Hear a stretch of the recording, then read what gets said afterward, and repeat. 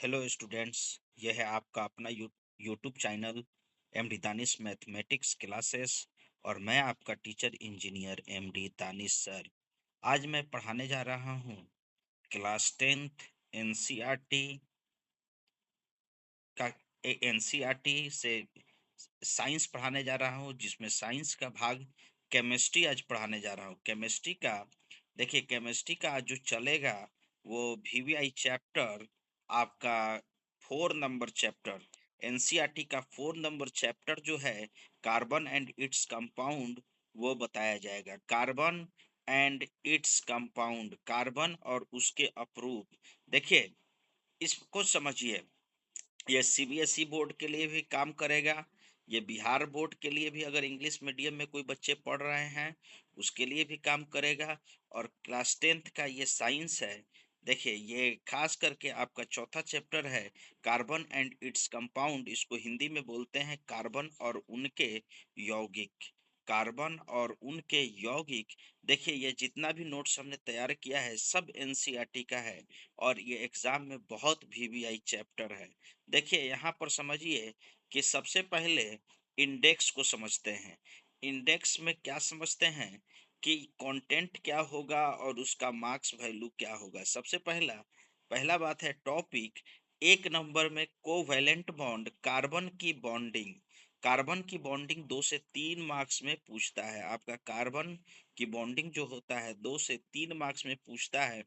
दूसरा हुआ एरोटोप्स of carbon, diamond, graphite, फुलेरेंस। देखिए, ये तीनों जो है कार्बन का क्या है, आपका एरोटोप्स है, अपरूप है।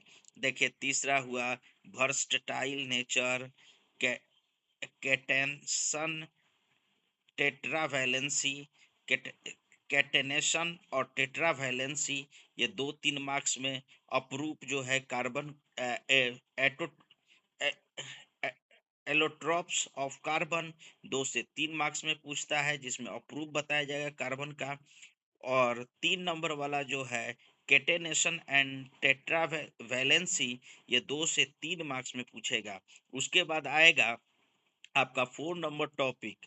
4 नंबर टॉपिक क्या है, saturated and unsaturated carbon compounds. देखिए, सेचुरेटेड एंड अनसेचुरेटेड। देखिए, सेचुरेटेड में क्या होता है, सेचुरेटेड में हमारा होता है जो एल्केन है, वो कार्बन कार्बन के बीच में जो सिंगल बॉन्ड होते हैं, खास करके एल्केन में, एल्केन को बोलते हैं सेचुरेटेड हाइड्रोकार्बन। और एल्कीन और एल्काइन को बोलते हैं अनसेचुरेटेड हाइड्रोकार्बन। एल्कीन और एल्काइन को बोलते हैं unsaturated hydrocarbon. Homogeneous series, nomenclature. देखिए, पहला बात कि सेचुरेटेड एंड अनसेचुरेटेड कंपाउंड जो होगा वो 2 से 3 मार्क्स का होगा, 2 से 3 मार्क्स का। उसके बाद होमोजीनियस सीरीज, होमोजीनियस बताया जाएगा कि कैसे, मतलब कोई होमोजीनियस है, कैसे कोई कंपाउंड होमोजीनियस है, और कैसे उसका सीरीज को बताया जाएगा। नोमेनक्लेचर, नाम लिखने का तरीका क्या है उसको बताया जाएगा, मतलब कि ऑर्गेनिक कंपाउंड का नाम कैसे लिखते हैं उसको बताया जाएगा। ये 3 से 5 मार्क्स में पूछा जाता है। देखिए, छठा है, आपका छठा नंबर है chemical property, combustion, oxidation, addition, submission, substitution, sorry. 6 number है केमिकल प्रॉपर्टीज। केमिकल प्रॉपर्टीज में क्या होगा, कंबशन होगा, ऑक्सीडेशन होगा, एडिशन होगा, सब्स्टिट्यूशन होगा, सब्स्टिट्यूशन। देखिए, केमिकल प्रॉपर्टी में क्या होता है, कंबशन, ऑक्सीडेशन, एडिशन, सब्स्टिट्यूशन। इसको समझे। उसके बाद ये 3 से 5 मार्क्स में पूछा जाएगा। और 7वां टॉपिक है आपका ethanol and ethanoic acid.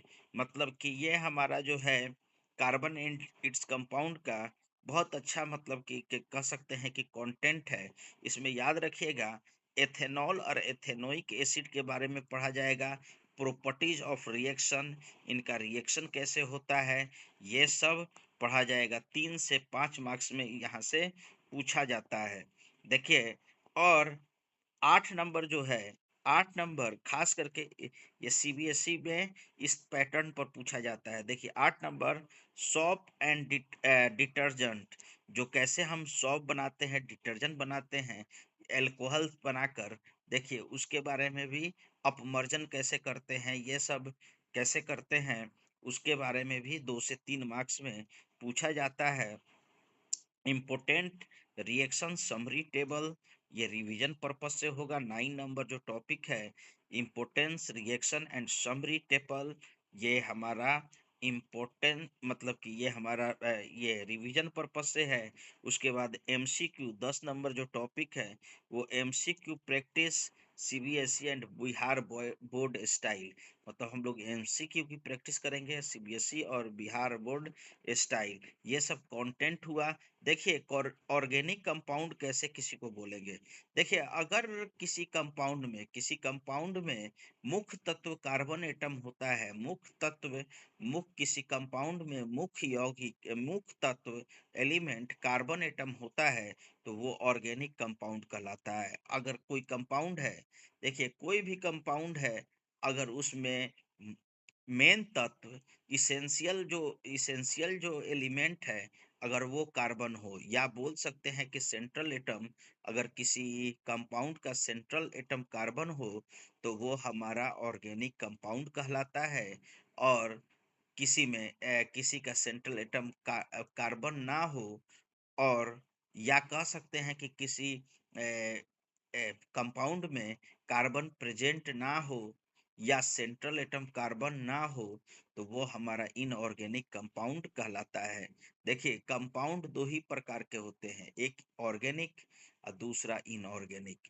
Inorganic में वो आएंगे जिसमें कार्बन नहीं है, वो इनऑर्गेनिक मतलब जिसमें कार्बन नहीं है, वो हमारा इन वैसे कंपाउंड जो जिसमें कार्बन मौजूद नहीं है, वैसे कंपाउंड जिसमें कार्बन नहीं मौजूद है, वो इनऑर्गेनिक कंपाउंड कहलाएंगे।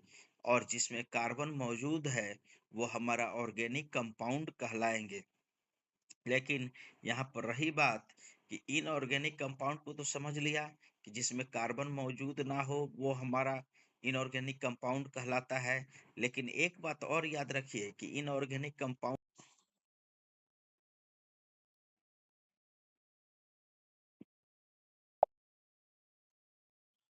देखिए ऑर्गेनिक कंपाउंड होने के लिए सेंट्रल एटम जो है वो कार्बन वाला होना चाहिए। ऑर्गेनिक कंपाउंड होने के लिए सेंट्रल एटम कार्बन वाला होना चाहिए।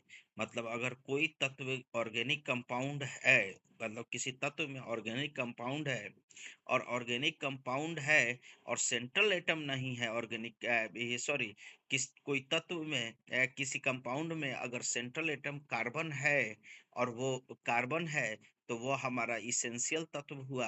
और क्या इसेंशियल तत्व है उसमें कार्बन, तो वो हमारा ऑर्गेनिक कंपाउंड होगा। अगर किसी कंपाउंड में मतलब मुख्य तत्व कार्बन नहीं होगा, तो भी तो वो इनऑर्गेनिक कंपाउंड होगा। मतलब मुख्य तत्व कार्बन ना होने का मतलब क्या हुआ कि अगर कार्बन मौजूद भी हो, तो भी कोई कंपाउंड ऑर्गेनिक नहीं हो सकता है, ऑर्गेनिक नहीं हो सकता है। मतलब कार्बन मौजूद हो तो सेंट्रल एटम के रूप में कार्बन मौजूद होना चाहिए। देखिए ये मेरा व्हाट्सएप नंबर है, कोई भी किसी भी इसके लिए आप मेरे व्हाट्सएप नंबर पर ये कर सकते हैं, नोट्स वोट्स के लिए आप अ, जुड़ सकते हैं। देखिए या कोई चीज पूछ सकते हैं। पहला पहला जो टॉपिक है हमारा, वो है कोवैलेंट बॉन्ड। कोवैलेंट बॉन्ड क्या होता है? कोवैलेंट बॉन्ड जो होता है, कार्बन की बॉन्डिंग होती है। देखिए कार्बन की बॉन्डिंग होती है संयोजक बंधन। कोवैलेंट बॉन्ड में संयोजक बंधन होता है। कार्बन का एटम नंबर, कार्बन में का एटॉमिक नंबर कितना होता है?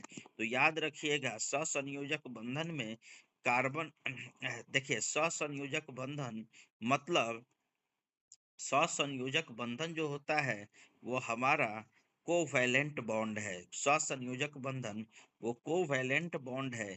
इसमें एक इसमें इलेक्ट्रॉनों की साझेदारी होती है। इलेक्ट्रॉनों की साझेदारी से जो बॉन्ड बनता है उसको सहसंयोजक बंधन या कोवैलेंट बॉन्ड कहते हैं। ये खास करके नॉन मेटलों में होता है। यह अभिक्रिया खास करके नॉन मेटल्स के बीच होता है और खास करके ऑर्गेनिक कंपाउंडों के बीच होता है। याद रखिए कार्बन का एटॉमिक नंबर 6 है। इसका इलेक्ट्रॉनिक कॉन्फ़िगरेशन में फर्स्ट जो सेल होगा, कार्बन के फर्स्ट सेल में 2 इलेक्ट्रॉन 1s2, और दूसरा सेल में क्या होगा 2s2 2p2, मतलब दूसरा सेल में 4 इलेक्ट्रॉन। कार्बन के फर्स्ट सेल में 2 इलेक्ट्रॉन, कार्बन के दूसरा सेल में 4 इलेक्ट्रॉन रहते हैं। वैलेंस इलेक्ट्रॉन जो होता है, आउटर मोस्ट ऑर्बिट का जो इलेक्ट्रॉन होता है वही वैलेंस इलेक्ट्रॉन होता है। जब कार्बन C6 है तो उसका इलेक्ट्रॉनिक कॉन्फ़िगरेशन खींचेंगे तो वो होगा 1s2 2s2 और 2s2 2p2। देखिए 2p2 मतलब 2 2 4 2 6।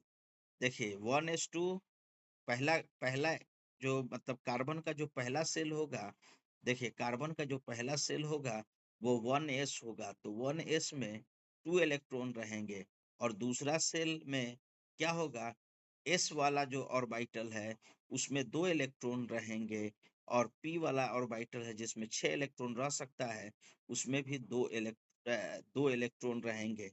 मतलब हम कह सकते हैं कि कोवैलेंट बॉन्ड जब कार्बन बनाएगा तो अपना अपना जो मतलब कि ये कॉन्फ़िगरेशन बनाएगा कोवैलेंट बॉन्ड का, उसमें कार्बन जो होगा मुक्त तत्व होगा, और वो टेट्रावैलेंट बॉन्ड बनाएगा। कार्बन जो है मुक्त तत्व होगा, वो टेट्रावैलेंट बॉन्ड बनाएगा। टेट्रावैलेंट बॉन्ड का मतलब होता है, देखिए टेट्रावैलेंट बॉन्ड का मतलब होता है कि 4 बंधन बनाएगा, क्योंकि बाहरी कक्षा में कार्बन का जब आप इलेक्ट्रॉनिक कॉन्फ़िगरेशन खींचेंगे तो वो होता है 1s2 प्लस 2s2 2p, देखिए 2p2, देखिए 1s2 2s2 2p2, मतलब 6 इलेक्ट्रॉन हुआ।